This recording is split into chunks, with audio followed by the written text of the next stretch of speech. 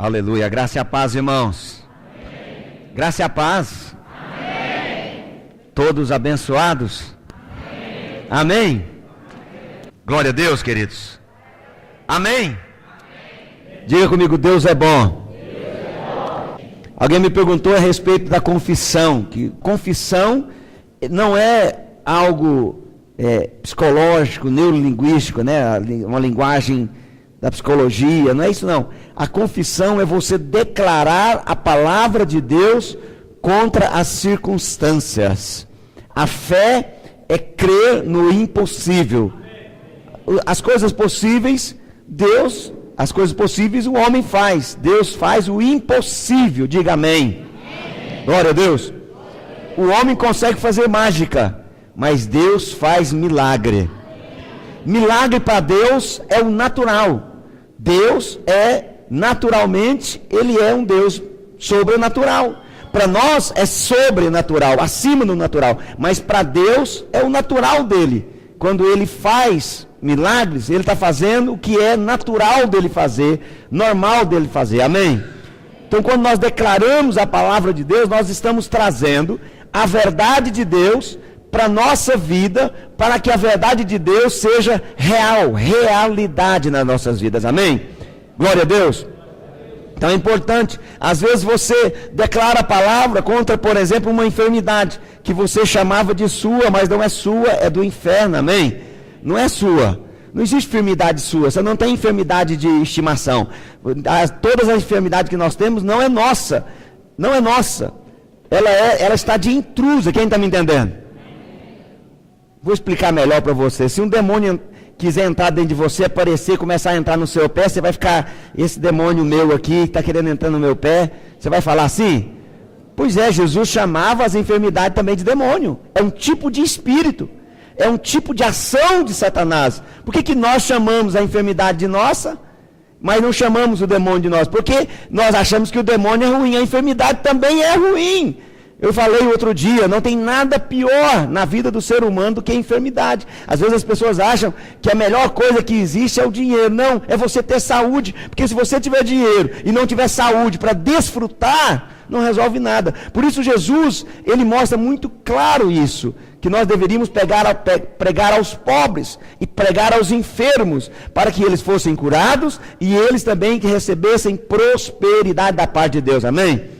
Então quando você declara a palavra, você está falando isso, você está fazendo isso. É importante porque alguém fez uma pergunta, eu queria falar isso para ter essa clareza. E aí você então vai declarar a palavra, você está sentindo uma dor no joelho, uma dor na perna, uma dor nas costas, e você declara a palavra, mas a dor continua lá. Ah, então por causa disso eu vou desistir? Não! Você vai continuar declarando até aquela dor ir embora. Amém? Você vai continuar expelindo o demônio até o demônio ir embora. Glória a Deus. Então confesse. Mantenha-se confessando a palavra, declarando a palavra, dizendo quem você é em Cristo Jesus, dizendo o que a palavra de Deus diz que eu sou, é o que eu sou, o que a palavra de Deus diz que eu tenho, é o que eu tenho, o que a palavra de Deus diz que eu posso, aleluia, glória a Deus, aleluia. Nós temos falado sobre a graça de Deus, e depois de 4 anos, quase 5 anos pregando sobre a graça de Deus, eu percebo que nós podemos começar a falar algumas outras coisas relacionadas à graça de Deus, que às vezes nós não temos entendimento. E isso aconteceu. Nesses 5 anos que nós estamos pregando a graça de Deus, muitas pessoas têm sido acrescido por Deus a respeito disso, recebido revelação de Deus, recebido luz de Deus a respeito disso. Mas algumas pessoas, eles ouviram a graça de Deus e eles estão utilizando a graça de Deus de forma errada. Não é abusar da graça, é fazer com que a graça se torne inútil. Paulo diz que a graça se torna vã. Né? Então, por causa da graça, as pessoas estão dizendo, não, eu estou na graça. Agora, me falar que eu tenho que ir para o culto? Ah, por favor, eu estou na graça. O pastor já pregou, aquele pastor bonito que fica pregando lá, ele diz que é a graça de Deus. Então, não, você realmente não é obrigado a vir para o culto, mas é estranho você não querer vir para o culto. É muito estranho. muito estranho, por que eu não vou no culto? Tem alguma coisa mais importante para eu fazer? Tem alguma coisa mais impressionante para eu fazer do que adorar a Deus e atrair a glória dele e ouvir a palavra e ser ministrado? Então as pessoas falam, não, agora eu estou na graça, estou na graça porque negócio de falar de dízimo, de oferta, o Pedro vai lá, fala, pode falar à vontade, eu estou na graça. Não, você não está na graça, você está muito sem graça. Você não entendeu o que é a graça. A graça não é uma carta branca para você não servir a Deus. Teria sentido Deus nos dar a graça, eu te dou a graça, agora você vai viver a sua vida do jeito que você quiser. Não, Ele nos deu a graça e então Ele espera de nós a liberdade, o livre-arbítrio de dizer, puxa vida, para onde eu vou fugir? Ninguém tem palavra de vida eterna, só o Senhor tem palavra de vida eterna. E é sobre isso que eu vou falar. Eu quero ministrar uma palavra mostrando para você que, não, o pastor tem falado sobre a graça, agora acabou também, porque agora é o seguinte, se é tudo de graça, então também sou vencedor de graça. Deus me deu condição de ser vencedor de graça. A Bíblia não diz isso, a palavra de Deus não diz isso. Mas uma das coisas que mais me preocupou, eu ocupei a minha mente com isso, foi que alguns irmãos resolveram, porque estava na graça, então agora eu vou entregar a minha liderança. Aí eles procuraram o discipulador, eu quero entregar a célula. Você não está entregando a célula para a pessoa que não é dono, não é ele que é dono. Você tinha que falar para Jesus. Por isso, a partir de hoje, qualquer pessoa que falar de devolver a célula, vocês vão orar com ele assim, Senhor, eu renuncio o que o Senhor me deu. Eu não quero, Deus, cuidar de quem o Senhor pediu para eu cuidar. O Senhor não tem valor na minha vida, como eu digo que falava que tinha. É essa que é a oração, é a verdade, é a realidade. Foi Jesus quem disse. E é sobre isso que eu quero falar. Eu quero falar como você pode conciliar a graça de Deus com a recompensa. Como você pode conciliar o receber de graça com o galardão, com o reinar com Cristo Jesus. Presta atenção, a Bíblia Sagrada diz, desde Caim e Abel, o tempo todo ele diz que existe um que é vencedor e o outro que não é. E lá em Apocalipse, Jesus reafirma isso. Então nós precisamos de compreender isso.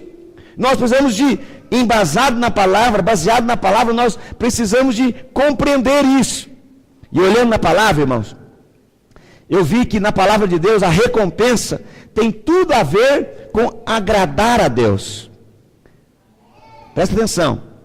O homem tem 5 filhos. Os 5 filhos são filhos dele? Sim. Os 5 filhos são amados? Sim. Os 5 filhos são cuidados? Sim. Mas um desses filhos, um deles, se importa com as coisas do pai. Esse homem tem uma empresa muito grande. E todo dia de manhã, os outros filhos, não, pode ir que depois eu vou mais tarde um pouco. Mas esse filho levanta cedo junto com o pai, faz o café da manhã para o pai, vai com ele falando sobre os negócios e se interessa e se ocupa. Os 5 são filhos, irmãos. Mas aí o pai descobre que ele está doente e ele vai morrer em pouco tempo. Qual dos 5 filhos, independente da idade, o pai vai chamar para presidir a empresa dele? Qual que você acha? Não, vai chamar os 5, pastor. Está muito errado. Está muito errado seu pensamento. Ele não vai chamar porque aqueles outros 4 não tiveram responsabilidade. Aqueles outros 4 não agradaram o pai. Ele vai chamar para administrar os bens dele, aquele que agradou a ele. Quem está me entendendo? Só quem agrada ao pai é vencedor. E aí nós precisamos de compreender uma outra coisa. Nós estamos falando sobre isso, nós precisamos de compreender o agradar a Deus. Quem está me entendendo? Quantos aqui querem agradar ao pai? Então todo aquele que nasceu de novo, ele quer agradar o pai. Todo aquele que foi feito filho. Então, quem aqui quer agradar ao pai? Então essa palavra é para você. Eu estou no lugar certo, na hora certa, com as pessoas certas. Essa palavra é para você. Todo aquele que se tornou filho, que foi conquistado pelo amor do pai, ele quer agradar o pai. Agora, a pergunta é o seguinte: o que agrada ao pai? Uau, o que agrada ao pai? Já parou para pensar nisso? O que agrada ao pai? Porque, às vezes, você está fazendo um bolo para levar para Jesus de chocolate, porque você pensa, nenhum ser humano, nenhum ser extraterrestre não gosta de chocolate. Aí você passa a sua vida inteira fazendo um bolo de chocolate para Jesus. A vida inteira você passa fazendo algo para Jesus. Aí quando você chega lá para entregar, aí Jesus olha para você, eu não gosto de chocolate, mas dá para o arcanjo Miguel, eu gosto de baunilha. É isso que nós temos que ter um entendimento. Lá em Hebreus 5, Hebreus 11, me perdoe, abre por favor. Hebreus 11. Quem aqui quer agradar o Pai? Então vamos descobrir o que agrada ao Pai. Aleluia, aleluia, glória a Deus, diga aleluia. Aleluia. Coloca a mão no seu coração e diga, fala comigo, Espírito. Diga, eu abro meu coração para receber a palavra, a vida do Senhor, no nome de Jesus. Hebreus 11, verso 5, você vai ver o que agrada a Deus. Pela fé, Enoque foi trasladado para não ver a morte. Não foi achado porque Deus o trasladara, Deus o arrebatou. Pois antes da sua transladação, do seu arrebatamento, ele obteve testemunho de quê, queridos? De ter agradado a Deus. Uau, aqui está um bom exemplo para nós compreendermos. Presta atenção, olha aqui. Enoque foi o primeiro homem a experimentar o arrebatamento. Então precisamos compreender que Enoque aponta para a igreja vencedora que vai ser arrebatado antes da grande tribulação, no primeiro arrebatamento. Enoque aponta para a igreja do primeiro arrebatamento. Então a igreja que vai ser arrebatada no primeiro arrebatamento vai ser como Enoque. E aqui está dizendo, pela fé, Enoque obteve testemunho de ter agradado a Deus. O que agrada a Deus? Diga comigo. É simples, diga, a fé. Simples. O que agrada a Deus é fé. Isso é o que agrada a Deus. Não é fazer boas obras. Não é dar cesta básica para as pessoas.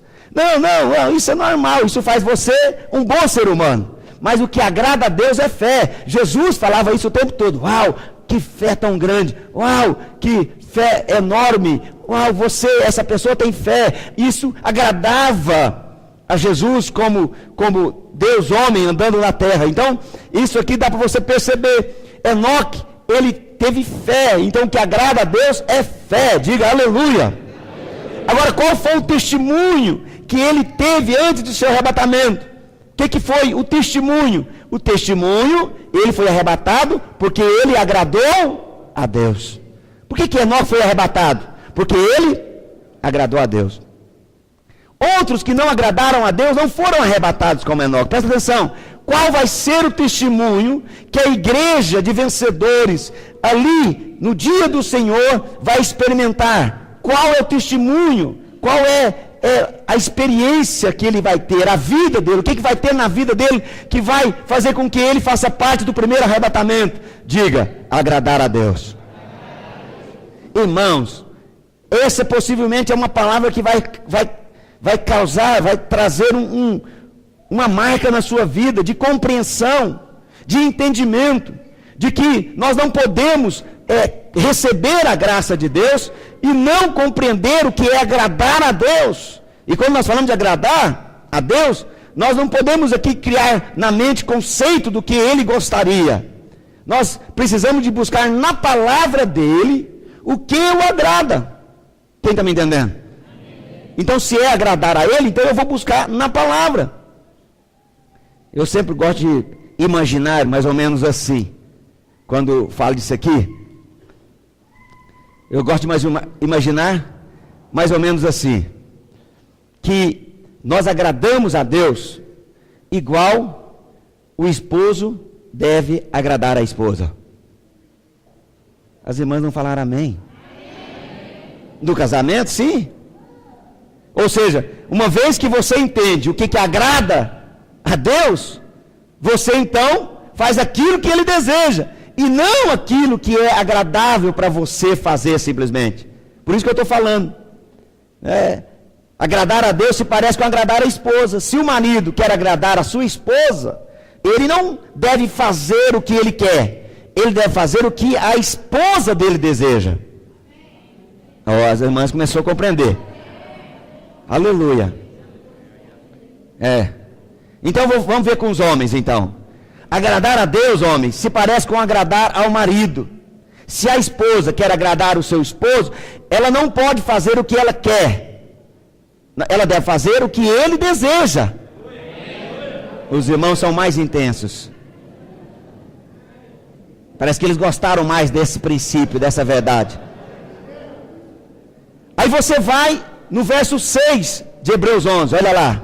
Verso 6 de Hebreus 11. De fato, sem fé, você jamais consegue agradar a Deus. Sem fé, nenhum ser humano consegue agradar a Deus. Quem que agrada a Deus, pastor? A fé. É isso que agrada a Deus. É isso que agrada a Ele. A palavra de Deus diz que o justo, ele não vive por suas obras. Ele não vive por seu merecimento. Ele vive pela fé. O justo viverá pela fé. Mas muitas de nós queremos viver a vida cristã pela nossa obediência, pelo merecimento que nós temos. E queremos basear o nosso relacionamento com Deus no nosso merecimento. Mas a Bíblia Sagrada diz que o justo vive pela fé. Diga aleluia. Agora, qual tipo de fé que agrada a Deus? Porque eu já falei que o que agrada a Deus é fé, mas qual tipo de fé? Aí no texto está escrito, olha lá no texto, verso 6. O próprio texto está escrito, olha aí, está escrito aí que tipo de fé. São dois níveis, ou dois tipos de fé. Está escrito aí, ó, de fato, sem fé é impossível agradar a Deus. Porquanto é necessário que aquele que se aproxima dele, ele se mantenha em fé, creia. Que ele, primeiro, que ele existe. Diga que ele existe. No original, a palavra é ao contínuo. Esse existir é contínuo. Então é que ele é. Porque é o que ele é o grande eu sou. É isso que ele está dizendo. Ele é. Está mostrando para nós que ele é. O que Deus é? Deus é tudo aquilo que você precisa. No Egito antigo e no povo antigo, eles tinham um Deus para tudo. Tinha um Deus para cada coisa. E aí então, Deus chama Moisés para ir lá no Egito, tirar o povo do Egito. Aí, então Moisés pergunta para Deus, Deus, eu vou lá, mas o que eu vou falar que está mandando eu ir lá tirar eles? Quando o faraó me perguntar que Deus é que mandou você vir aqui, o que eu vou falar? É o Deus do raio? É o Deus da cura? É o Deus disso, da plantação? De quê? Qual Deus que vai ser? Ele falou, não, você não vai falar nada disso. Quando você chegar lá, você vai dizer que é o grande eu sou que mandou você ir lá. Jesus fala isso. Quando as pessoas vão empreender ele, pergunta quem é? Ele fala, sou eu. Ou seja, ele diz, eu sou. E quando ele fala eu sou, os soldados caem de costas. Eles vieram aprender Jesus, porque há poder no grande eu sou. Quem está me entendendo? Por que ele é o grande eu sou? Ele é tudo que nós precisamos. Você precisa de cura? Ele está dizendo, eu sou. Você precisa de provisão? Ele está dizendo, eu sou. Ah, eu preciso de restauração no meu casamento. Ele está dizendo, eu sou. Aleluia. Ah, eu preciso de um casamento. Ele está dizendo, eu sou. Aleluia. Os anjos escreveram quem falou amém. E mandou organizar. Organiza rápido aí que eles falaram amém, está crendo. Presta atenção. Ah, pastor, eu preciso de um milagre que é algo que só Deus. Ele está dizendo, eu sou. Ele é tudo aquilo que nós precisamos. Por isso eu disse para você que a melhor tradução é que ele já é. Quando cremos que Deus é, nós estamos, na verdade, tomando um cheque em branco. E pegando esse cheque em branco para nós escrevermos o que nós precisamos. Quem está entendendo? Aleluia, glória a Deus. Glória a Deus. Deus é todo o suprimento que você existe. Esse é o primeiro nível de fé, o primeiro tipo de fé que a Bíblia Sagrada diz que agrada a Ele. Quando eu creio que Ele é aquilo que eu preciso. As circunstâncias não podem me vencer, porque Ele é o milagre que muda as circunstâncias. Água mole e pedra dura, tanto bate até que fura. Não é verdade? Pedro sabia que isso era verdade, que se ele pisasse na água, ele afundava.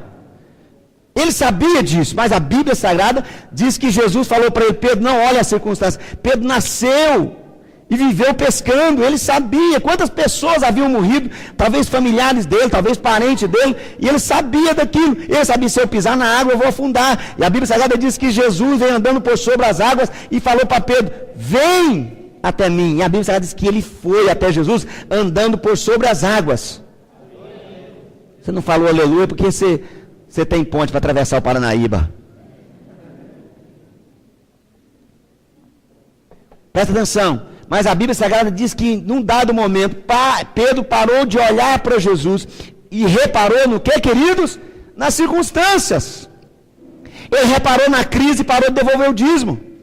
Ele reparou no problema da enfermidade e começou a sentir dor e começou a dizer: eu estou muito doente, eu vou morrer. É isso, presta atenção. Ele olhou para a circunstância e começou a afundar.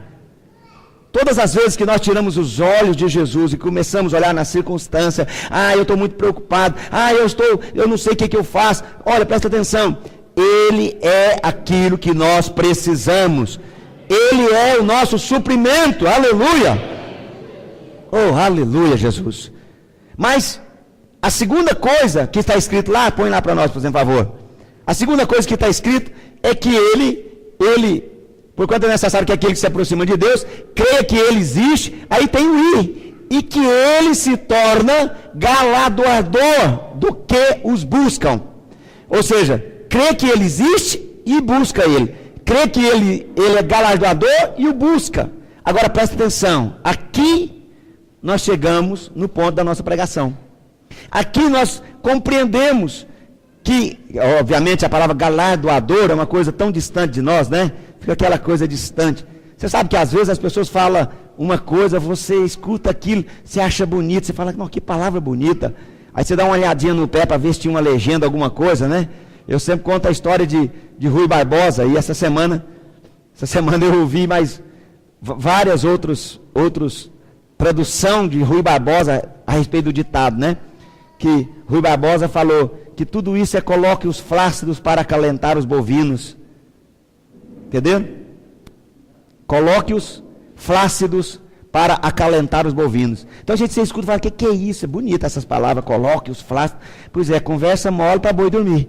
Só que é uma linguagem rebuscada. É uma linguagem rebuscada. E a Bíblia é assim. Ela tem uma linguagem rebuscada que você acha que não tem a ver com você, mas tem. Presta atenção. No lugar de galardoador, coloca recompensa. Coloca galardão para reinar com ele durante 1000 anos. Não ficou mais fácil para entender? Isso, é isso que ele está dizendo. Ele está dizendo que quando nós buscamos a ele, a fé que agrada a ele, é a fé que você crê que ele vai te recompensar. Deus é aquele que recompensa a todos os que buscam a ele. Quem é que agrada a Deus, pastor? Aquele que crê que Deus vai recompensar ele. E você e eu precisamos de entender isso, porque senão nós não temos um entendimento do que a palavra diz, e aí nós vivemos uma religião, e não a realidade da palavra. Eu sempre ensinei e ensino a minhas filhas a serem gratas. Sempre ensino elas a me chamar de Senhor e não de você. Alguém pode dizer: o senhor é antiquado. Não, eu sou antigo. Eu sou antigo. Eu sou no modelo antigo. Por quê? Porque quando eu ensino elas a agradecer, a ser gratas, eu estou ensinando elas de onde é a fonte que ela está recebendo. E se elas estão recebendo dessa fonte, e elas são gratas, então elas vão receber mais, porque elas estão sendo gratas. Gratidão gera multiplicação. Ingratidão gera sequidão. É o princípio. Quando você compreende que ele agrada de quem recompensa, você o busca para ter recompensa. E como você o busca para ter recompensa, mais intimidade, mais conhecimento, mais revelação você vai ter desse Deus real e verdadeiro. Você vai aprofundar a intimidade. Temos falado sobre a graça, e como eu falei, alguns irmãos pensam que recompensa contradiz a graça de Deus. Não contradiz, pastor. Para, pastor, o senhor ensinou que a graça é o favor imerecido, e agora o senhor vem falar de recompensa, de fazer obra para Deus. Por favor, pastor. Aí as pessoas então acham que é uma contradição, porque recompensa envolve merecimento. Então você às vezes pensa que recompensa envolve o que você fez. Pois é, querido, é verdade. A recompensa envolve a obra que você faz, presta atenção, mas não envolve merecimento. Por quê, pastor? Porque a recompensa é somente para aqueles que buscam o Senhor. E quando você busca ao Senhor, Ele, presta atenção, Ele te capacita. Como Ele te capacita, então não é mais você quem está fazendo, mas é a capacidade dele em você. Não é mais você, é a capacidade dele em você. Oh, aleluia. Como que é a capacidade dele em você? Então você não pode dizer, eu fiz para Deus, mas você pode dizer, eu não fiz, mas a graça dele em mim fez. A vida dele em mim fez. Quem está me entendendo? É algo muito verdadeiro. É muito verdadeiro. Se você tem esse entendimento, essa revelação, então já não é mais obra sua, mas é obra dele através de você. É através de você. E quando você entende isso, então abre um portal espiritual de entendimento. Pastor, como eu posso reconciliar graça com recompensa, que é até o nome da palavra? É muito simples. Presta atenção. Olha aqui, onde tem fé, me perdoe, aleluia. É muito simples. Onde tem graça, diga, onde tem graça, tem obra. Presta atenção. Se você não tem obra para oferecer a Deus, você não teve revelação da graça. Oh, aleluia. É verdade. Vou mostrar para você, eu estou no meio da palavra, estou no meio aqui, você vai compreender o que eu estou dizendo. Quem entendeu a graça, ele vai querer fazer algo para Deus. Sabe, irmãos, tem pregadores na internet que pregam que a graça, uma graça muito estranha. Qual a pregação que eles pregam? A pregação é que a graça não tem que, não precisa de, não necessita mais de. Mas é muito estranho. Como que Deus vai nos dar uma graça e eu vou me afastar dele? Com todo carinho, você que estava liderando e parou de liderar, como que Deus vai te dar graça e você vai parar de liderar? Você tem que aprofundar no seu relacionamento com ele. É óbvio. Você era dizimista, mas agora eu estou na graça. Então, pois é, sem a graça você era dizimista. Agora na graça você tem que superar os fariseus que eram dizimistas. É isso que ele está dizendo. É isso que ele está mostrando. Na graça você compreende que você não tem 90% e dá 10% para Deus, não. Você compreende que 100% é de Deus. Tudo é dele. Foi Paulo quem disse, não mais eu vivo, mas Cristo vive em mim. Quando eu tenho a revelação da graça, alguém pode dizer aleluia? Mas as pessoas às vezes, eles pregam uma graça que não é a graça do Senhor. Aí as pessoas falam assim, eu estou na graça, eu não aceito dizer que eu devo ir no culto, eu devo ir na célula. Eu estou na graça, alguém vai falar na minha vida? Por favor, ele é comedor de arroz e feijão. Você come o quê? Algo diferente? Ainda que seja cuscuz. Se você, como eu falei, você é livre para não devolver dízimo, você é livre para não, você é livre, irmãos, é graça de Deus mesmo, você é livre, mas é muito estranho você amar a Deus e não amar o povo dele. É muito estranho. É muito estranho você amar a Deus, dizer que ama a Deus, mas acha que o culto demora demais. Mas o culto não é para você, é para Deus. É muito estranho alguém falar isso. É muito estranho eu receber a revelação da graça de Deus e não querer cuidar das ovelhinhas de Jesus. É muito estranho. Eu acho muito estranho. Não, pastor, há circunstâncias. Sim, como houve para os discípulos de Jesus ali no livro de Atos, mas a Bíblia Sagrada diz que todos eles, de alguma maneira, compreenderam, tiveram revelação. Olha, irmãos, muitos de nós pensamos que a graça é uma autorização para não orar mais. Eu não preciso mais de orar, eu estou na graça. Como que você vai conhecer o Deus da graça sem falar com Ele? Eu não preciso jejuar mais, eu estou na graça. Como você vai conhecer o Deus da graça se você não quebrantar a sua carne? Jesus disse que quando o noivo fosse tirado, então a noiva iria jejuar. E o noivo foi tirado. Alguém pode dizer amém?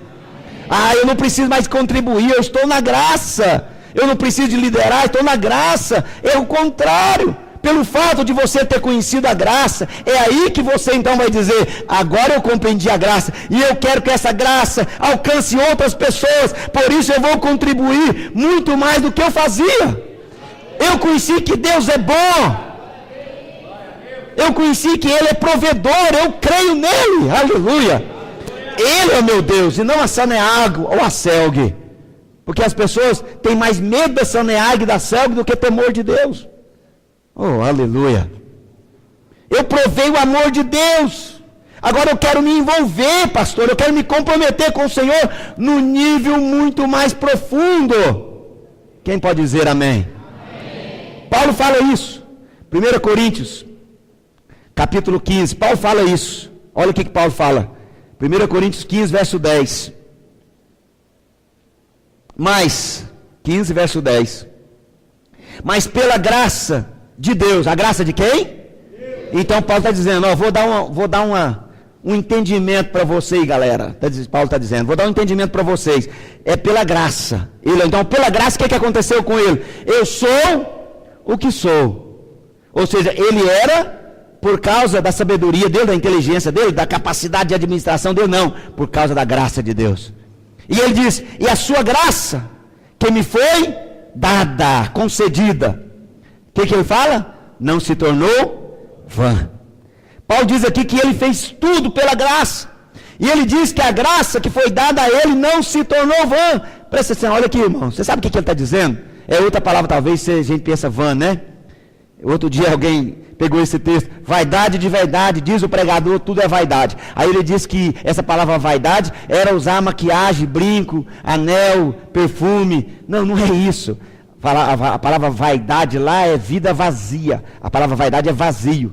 Ou seja, a pessoa que acha que é o exterior que vai mudar, ele tem uma vida vazia. É isso que Salomão estava dizendo. Quando você olha para a palavra vã, o que significa? A palavra vã é inútil, inutilizada.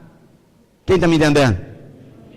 Ele está dizendo o seguinte, ele está afirmando que a graça que nós recebemos pode se tornar inútil. Olha, presta atenção. Como assim, pastor? Presta atenção, você pode receber muito da parte de Deus e você não usa esse muito que você recebeu. Você larga para lá, você ignora. E quando você recebe o suprimento de Deus e não usa, significa que toda aquela riqueza que você recebeu se tornou inútil. Foi isso que Jesus falou a respeito daquele homem que recebeu um talento e enterrou o talento. E não usou o que ele recebeu. Então a Bíblia Sagrada, o Senhor chamou ele de um homem insensato, um homem tolo. Ele recebeu o suprimento de Deus, ele recebeu tudo de Deus, mas ele não usou. Quem está me entendendo? Por isso nós cremos no princípio dos vencedores, que há na igreja os que são vencedores e os que não são. Por isso nós pregamos que é necessário que cada crente seja um vencedor. Nós queremos edificar uma igreja de vencedores. Quem é o vencedor? O vencedor é aquele que recebeu de Deus e multiplica aquilo que recebeu na vida dos outros. Deixa eu te dar um exemplo de algo, de uma graça que se tornou vã. Imagine, a palavra de Deus, ela diz que Deus opera tanto querer como realizar, é Ele quem faz tudo. Daí, você é mulher, e você vê as irmãs cuidando dos Radicais Kids, e você fica tão impactada, e fala, puxa vida, como é maravilhoso isso. E você se sente instigada a também cuidar de crianças. Né? Por isso que Deus colocou para as mulheres, porque as mulheres sabem como gerar e cuidar de crianças. É um princípio de Deus. Então, você vê aquilo, e mesmo que você não tenha filho, você tem um desejo de liderar uma célula, de cuidar de criança. E quando você sente esse desejo, ou sente algo parecido com isso, e você vê, se sente instigada, você já recebeu, ali naquela hora, presta atenção, quem é que colocou esse desejo em você? Foi o diabo, pastor, foi o diabo. Que dia que o diabo vai colocar desejo em você de cuidar de crianças? Por favor. É óbvio que foi Deus quem colocou isso em você. Alguém pode dizer amém? Amém. Aí, Deus colocou aquilo dentro de você. Você está com encargo. Por isso que está queimando dentro de você o desejo. Mas você chega em casa e começa a pensar: eu tenho tanta coisa para fazer. Tenho a empresa para me administrar, eu tenho a minha casa, eu queria fazer uma faculdade, eu queria isso, eu queria aquilo outro. Aí você começa a ver tanta coisa, aí você preocupada com as coisas dessa vida. Lembra Jesus falando sobre isso? Que as coisas dessa vida, ele fazia com que a semente, lá em Marcos 4, que foi plantada, não nascesse, porque os espinhos iriam sufocar. Ela nasceu, mas sufoca. Você recebeu o encargo, mas o espinho, que são os cuidados da vida, sufoca a árvore, e ela não cresce e não produz fruto. E Jesus diz: é pelo fruto que conhecereis a árvore. Se ela não dá fruto, significa que essa árvore está sendo inútil. João 15, que fala sobre isso. Olha, presta atenção. Aí você diz: não, você pensa: eu não quero fazer, não, eu não tenho tempo, não posso me dedicar, e eu também os outros ficam mandando na minha vida, falando o que deve fazer. Presta atenção. Pastor, eu continuo sendo amado? Sim. Pastor, Deus continua cuidando de mim? Sim. Mas a graça tornou-se vã. É isso que Paulo falou. Presta atenção. Esse verso 10, volta lá por favor. Olha o que está lá escrito lá. Como é que a graça não se torna vã? Olha lá no verso 10. Mas, pela graça de Deus, sou o que sou, e a sua graça que me foi concedida não se tornou vã. Aí ele falou, por que ela não tornou vã? Ele explica: antes, trabalhei muito mais. Lembra que eu falei para você que um dos sinais que você conheceu a graça de Deus é porque você tem obra? Eu não estou falando de mim, não. É o Espírito Santo na boca de Paulo. Antes, porque eu recebi graça, eu trabalhei muito mais do que todos os outros 11 apóstolos juntos. Foi isso que ele falou. Aleluia. Escutei um grilinho cantando lá em casa. Está escrito aí. Como ele recebeu graça, ele tem obra. Como ele teve revelação da graça, ele teve obra. Antes trabalhei muito mais do que todos eles. Mas não foi eu mesmo, não. É a graça de Deus comigo. Porque se fosse eu então pensava que eu era importante. Não é eu. Paulo está dizendo: eu recebi o encargo, eu recebi o desejo, o chamado e a graça. E essa graça de Deus me deu a capacitação de fazer. E eu não fiquei parado. Eu não entreguei a minha célula, Paulo está dizendo. É isso que ele está falando. Ele diz: eu fiz isso, eu trabalhei muito mais. Mas a graça de Deus, ela fez através de mim. Quem está me entendendo? Amém. Qual é o grande sinal de alguém que recebeu graça? Ele tem obra. Aleluia. Esse é o grande sinal. Assim, se alguém não tem obra, de duas uma: ou ele não recebeu a graça ainda, ou ele recebeu a graça, mas não compreendeu a graça. Aí Paulo diz que a graça se tornou vã. Aleluia. Eu precisava muito de falar isso para vocês. Eu precisava muito de alinhar isso, de trazer esse entendimento. Porque Deus, Ele continua sendo Deus bom e gracioso. Mas Ele espera de nós uma disposição. Ele espera de nós uma ação. Pelo fruto conhecereis a árvore. Por isso, nós avaliamos se alguém recebeu graça pelas suas obras, pelos seus frutos. Alguém que diz que recebeu graça, mas não quer se envolver, se comprometer, se doar ao dono da obra, tem algo errado nisso. Ele recebeu graça, mas ele não quer. Ué, mas como que? Ele compreendeu o quanto Deus é bom, mas ele não quer levar esse Deus bom a outras pessoas? Eu peguei um texto aqui que fala sobre isso. Deixa eu... Pega Apocalipse 3:11 antes do texto que eu vou falar de Pedro. Apocalipse 3:11. Você pode receber algo e você pode perder o que você recebeu. Foi Jesus quem disse. Apocalipse 3:11. Venho sem demora. Jesus está voltando sem demora. Aleluia. Conserva o que tens, para que ninguém tome o teu galardão, a tua recompensa, a tua coroa. Quem está me entendendo? Ele não estava falando de chapéu de ouro, porque chapéu de ouro você pode mandar fazer. Ele estava falando da glória do reino. Ou seja, nós podemos perder a recompensa para outras pessoas. O que quer dizer isso? Eu vou ler o texto, eu vou ler a história de Lucas 5, a pesca miraculosa, Lucas 5, a partir do verso 1, aí você vai compreender, você vai entender o que eu estou falando. Aconteceu, Lucas 5, 1. Aconteceu, você vai compreender o que eu estou dizendo a respeito desse perder o que nós recebemos. E também você vai compreender o receber a recompensa por se permitir ser usado por Deus. Aconteceu que ao apertá-lo a multidão para ouvir a palavra de Deus, estava ele junto ao lago de Genezaré, e viu 2 barcos junto à praia do lago, mas os pescadores, havendo desembarcado, lavavam as redes. Você vai ver lá na frente que eles tinham desembarcado de manhã e estavam lavando a rede. Por quê? Porque eles haviam tentado pescar a noite toda e não tinham pescado nada. Será que eles estavam cansados? A noite toda jogando rede, puxando a rede, a noite inteira e não pescou nada. Vai de um lado, vai de outro, vai do outro. Não tentava nada. Não tinha. Mas ele não tinha nem WhatsApp para alguém avisar, não está dando peixe em lugar nenhum, mas eles iam para o lugar, remavam, chegavam lá, jogavam, a noite inteira. Olha, eles tinham pescado a noite inteira, estavam cansados, aí Jesus chegou, eles estavam desembarcando e lavando as redes para guardar. Presta atenção.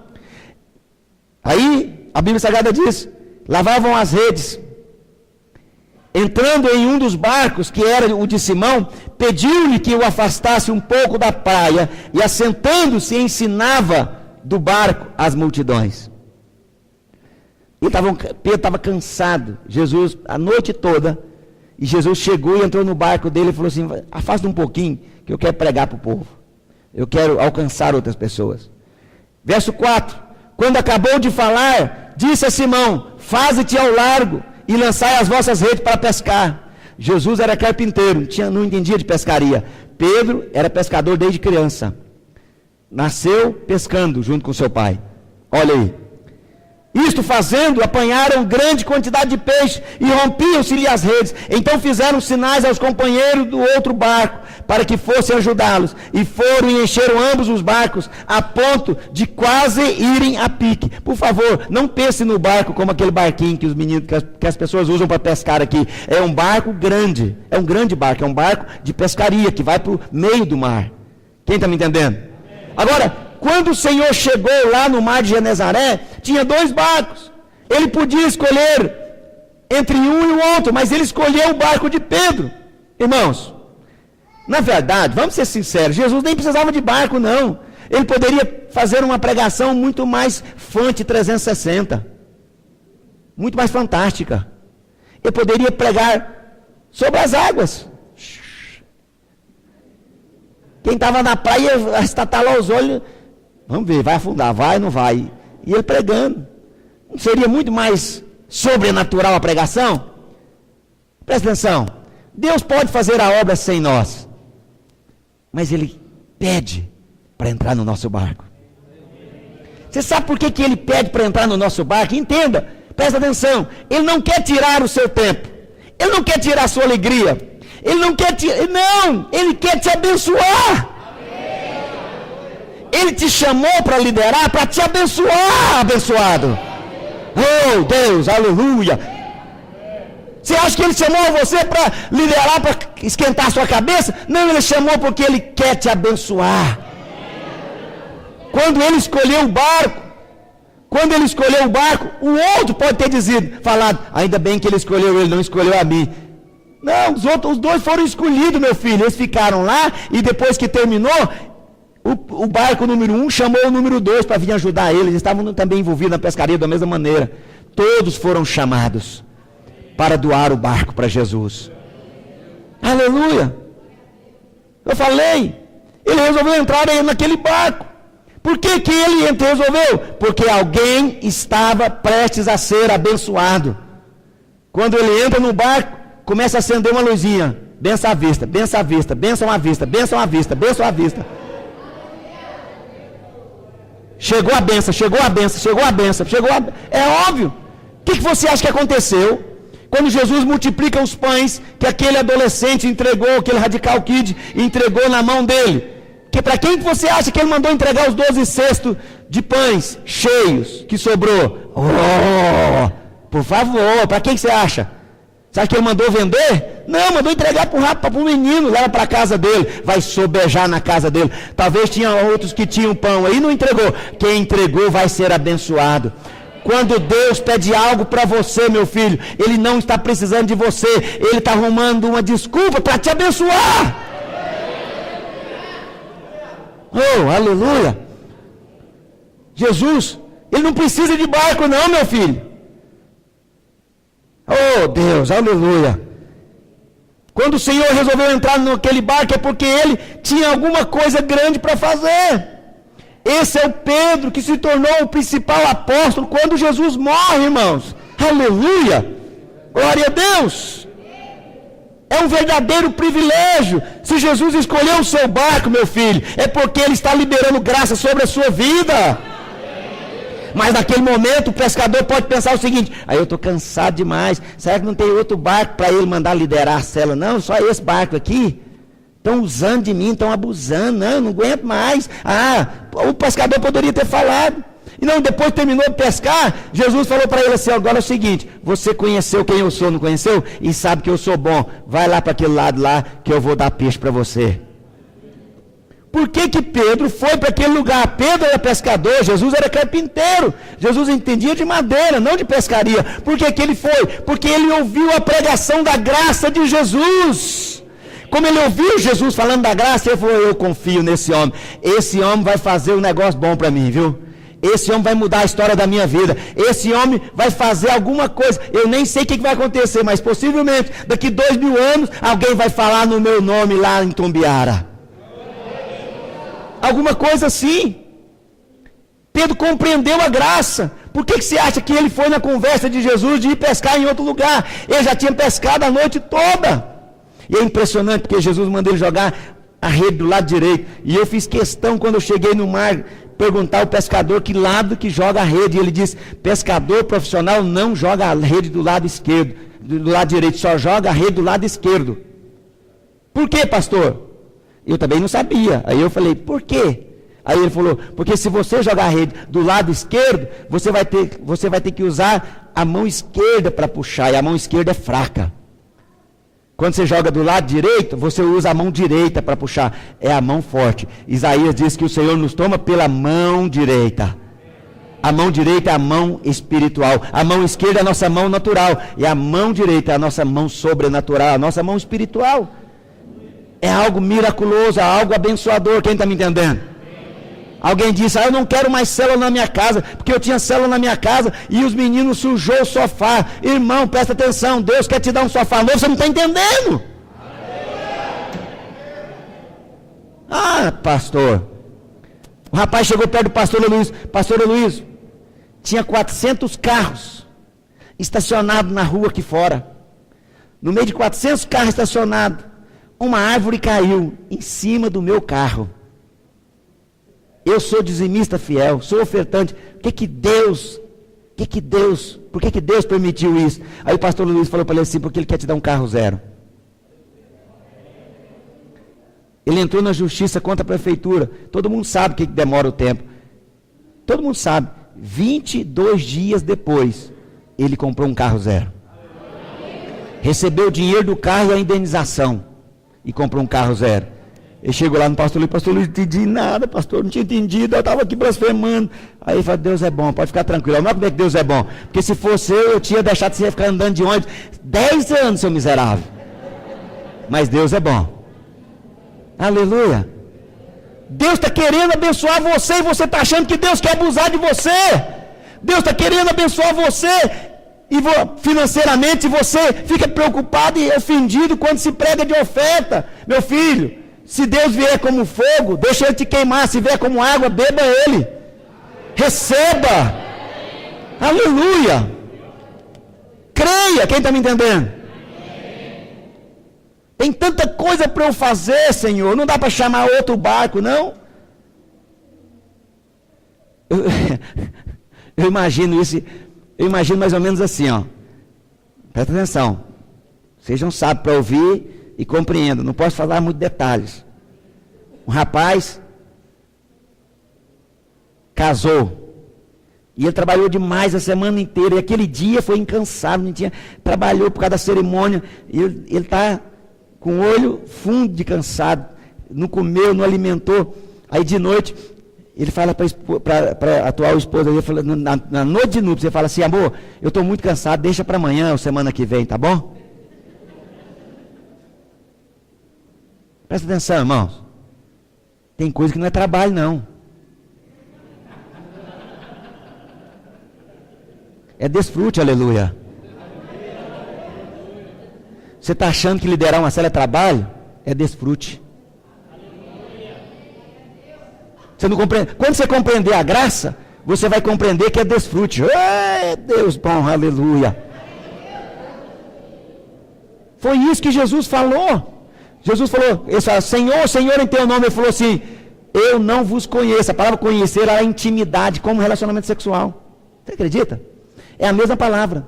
Ele está dizendo o seguinte: você nunca produziu fruto, você nunca gerou filhos, você não parece comigo, eu não vos conheço, você não tem intimidade comigo. Quando Jesus entra no barco, você tem intimidade de saber o que ele pensa, o que ele sente, o que ele quer. Quando você está liderando, andando debaixo de discipulado, você está resguardado e você começa a ouvir o que Deus pensa, o que Deus quer, o que Deus sonha. Mas você estava achando que era cansativo. Sabe, irmãos? Podemos deixar isso para a semana que vem, amor? Estou muito cansado. Não teve revelação do que Deus tem para ele naquele lugar. Aleluia. Há certas coisas que não é trabalho, meu filho, é desfrute. O barco no qual o Senhor entrou era de Pedro. E ele pediu para que ele afastasse. Olha o verso 3 e o verso 4. Olha lá. Já estou terminando, queridos. Verso 3 e 4. Aleluia. Olha lá. E assentando-se, ensinava do barco as multidões. Quando acabou de falar, disse a Simão: faze-te ao largo, vai lá para aquele largo ali, ó, e lança as redes para pescar. Naquele mesmo lago, Pedro tinha pescado a noite inteira, tentado pescar a noite inteira e não pegaram nada.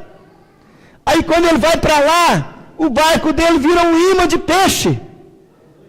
Vira um imã de peixe. E ele começa a pescar. Oh, Deus. Por que aconteceu aquilo, meu irmão? Porque ele havia agradado Jesus. Ele deu o barco para Jesus. Ele deu o tempo dele. Ele deu a profissão dele. Ele deu a estrutura financeira dele. Ele deu a vida dele. Aleluia. Ele deu o tempo dele na faculdade, ele deu o tempo dele no trabalho, ele doou, e por causa disso, ele agradou o Pai. E como ele agradou o Pai é criador de peixe, foi ele que falou: haja peixe, e ageu.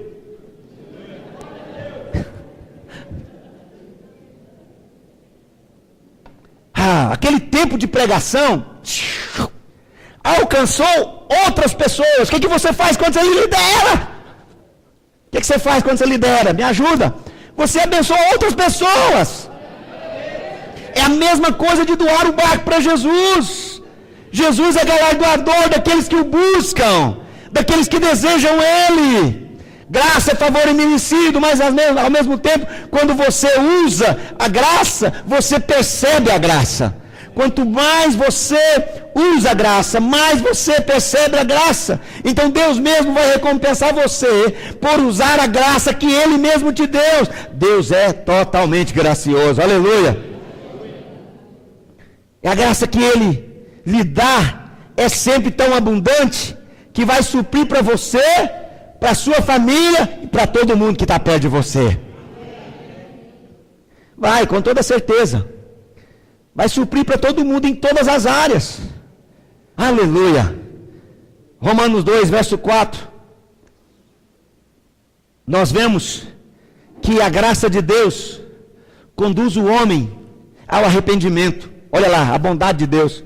Ou desprezas a riqueza da sua bondade, tolerância e longanimidade, ignorando que a bondade de Deus é que te conduz ao arrependimento. Tem muita gente que ele acha que Deus, que a mudança na sua vida é porque você chorou muito e está sofrendo muito. Meu irmão, choro e sofrimento e sofrência nunca mudou nada na vida das pessoas. A Bíblia Sagrada diz que sempre foi fé. Fé em quê, pastor? Fé na bondade de Deus. Fé que Ele é o grande eu sou. Por que eu estou falando isso? Porque no verso 8, eu não coloquei aqui. Olha o verso 8. Lucas 4, verso 8. Era 4 que eu estava lendo ou 5? 5. Verso 8. Olha o verso 8. Vendo isto, Simão Pedro prostrou-se aos pés de Jesus, dizendo: Senhor, retira de mim, que eu sou pecador. Olha que coisa incrível. Jesus falou alguma coisa de pecado lá no barco? Não. Jesus falou da graça. E quando ele conheceu a graça de Deus, ele percebeu a necessidade de mudança na vida dele. É a bondade de Deus que nos muda, que nos transforma. Quanto mais você fala da bondade de Deus para as pessoas, mais Deus muda a sua vida. Não tenha dúvida disso. É Ele que nos concede. Quem aqui ama o Pai eterno? Esse Pai tão amoroso. Amém? Pedro também foi interrogado. Fizeram essa pergunta para Pedro. Jesus fez essa pergunta para Pedro: tu me amas? Lembra que Jesus fez essa pergunta? A mesma pergunta que eu acabei de falar para fazer para você. O que ele respondeu para Jesus? Eu amo o Senhor. Aí Jesus encerrou o assunto. Não, tá bom, você me ama, tá bom, não. Era um diálogo. Jesus não encerrou o assunto. Por quê? Presta atenção. Estou terminando. Pedro havia negado Jesus 3 vezes, alguns dias antes. Mas agora Jesus diz a ele, é como Jesus está dizendo para ele: Pedro, presta atenção, você me negou 3 vezes antes, há poucos dias atrás. Agora, Pedro, eu vou te ensinar. Você disse que me ama. Eu vou te ensinar a não me negar mais. Presta atenção. Presta atenção. Eu vou te ensinar a não me negar mais. Para não me negar mais, Pedro, você precisa de ter intimidade comigo. Aí Pedro fala: é verdade, eu quero ter intimidade com o Senhor. Isso dá para você perceber no assunto.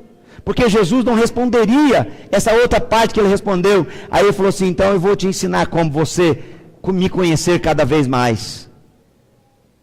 Apacenta as minhas ovelhinhas. Presta atenção. Você ama o Senhor? Você quer crescer em intimidade com Deus?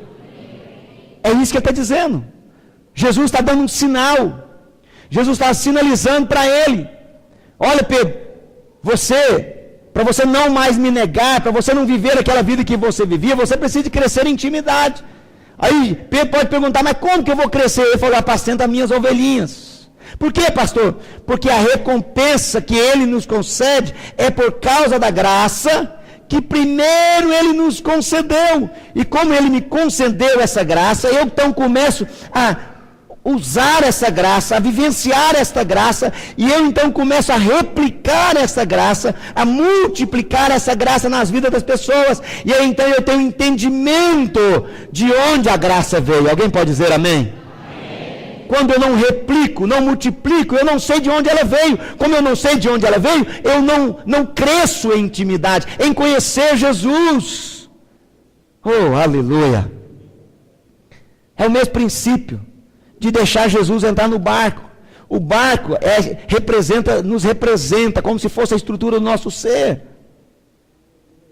Sabe, querido, vou falar com todo carinho. Esse mês é um mês que nós vamos falar sobre essa questão de capacitar a liderança, e quero te convidar para estar conosco e receber no domingo. Tem sido foi realmente maravilhoso. Eu imagino que isso vai ser crescente.